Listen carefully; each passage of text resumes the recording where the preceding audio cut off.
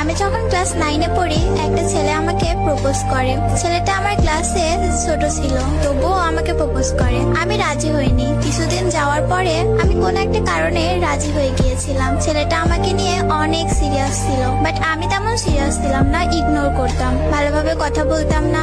ছেলেটা অনেক কান্না করতো, আমার হাতে পায়েও ধরতো, রীতিমতো আমার জন্য পাগল ছিল। একদিন কথা না বললে সে পাগলের মতো হয়ে যেত। একদিন আমার বাসায় জেনে যায় আমি রিলেশন করি। অনেক বকা খাইছি, আমার ফোনটাও নিয়ে নেয় বাসা থেকে। তারপর সে তার ফোন আমাকে দিয়ে দেয়। সে তার বন্ধুর ফোন দিয়ে আমার সাথে কথা বলতো। আমি আবার ধরা পড়ে যাই, সে আবারও আমাকে আরেকটা ফোন দিয়ে দেয়। এভাবে অনেকগুলো ফোন আমাকে সে দিয়েছিল। সে অনেক পাগলামি করতো, আমাকে অনেক ভালোবাসতো, কিন্তু আমার ফ্যামিলি মানবে না। প্রথম প্রথম আম্মু মেনেও নিয়েছিল, কিন্তু আম্মু যখন জানতে পারে ছেলেটা সিগারেট খায়, তখন আমার আম্মু আর মেনে নেয় না। আমার বাসায় বিয়ের জন্য চাপ দেয়, অনেকগুলো বিয়ে ভেঙে দেয় আমি নিজেই। তখন আমার ফ্যামিলি আমাকে বলে, ঠিক আছে তোমাদের বিয়ে দেব, কিন্তু দুইজন কারোর সাথে কথা বলবা না, আগে বড় হও, তখন তোমাদের বিয়ে দিব।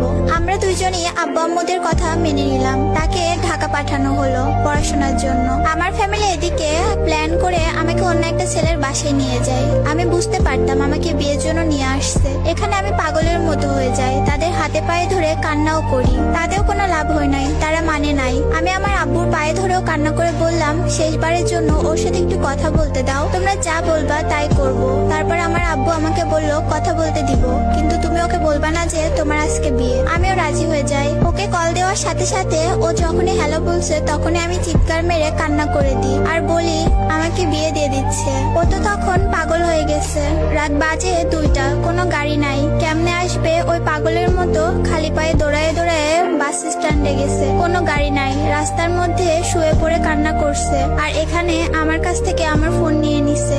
আমি অনেকবার সেন্সলেস হয়ে গিয়েছি, তবুও কেউ মানে নাই। আব্বা আম্মু এসে আমার পায়ে ধরে বলতেছে বিয়েটা না করলে ওনারা মরে যাবে। তাই আর কিছু করার ছিল না, সিগনেচারটা করে ফেলি, হয়ে গেলাম অন্য কারো। কিন্তু মনটা মানতেছে না, আমি পাগলের মতো কান্না করি। কি করলাম এটা? আমার কান্না দেখে আমার ফ্যামিলি আমাকে বাসায় নিয়ে যায়। আর যার সাথে আমার বিয়ে হলো সেও বুঝতে পারে বিষয়টা, সে তার বাসায় চলে যায়। আমি আমার বাসায় এসে পাগল হয়ে গেছি পুরা। পরের দিন বিয়ের লোকজন আসবে আমাদের বাসায়। আমাকে আম্মু বললো, তুমি সবার সাথে ভালো ব্যবহার করবা, ওরা চলে গেলে তোমাকে ওর কাছে দিয়ে আসবো, ওর সাথে চলে যেও। আমিও বিশ্বাস করি, সারাদিন বিয়ের লোকদের সাথে অনেক ভালো ব্যবহার করি। দেন সবাই চলে যায়, কিন্তু লোকটা যায় না। আমি খুব কান্না করি, লোকটা যায় না কেন, ও থাকবে কেন? লোকটা বলতে আমার হাজবেন্ড।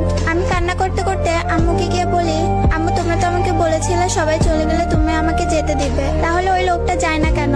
আম্মু আর কথা বলে না।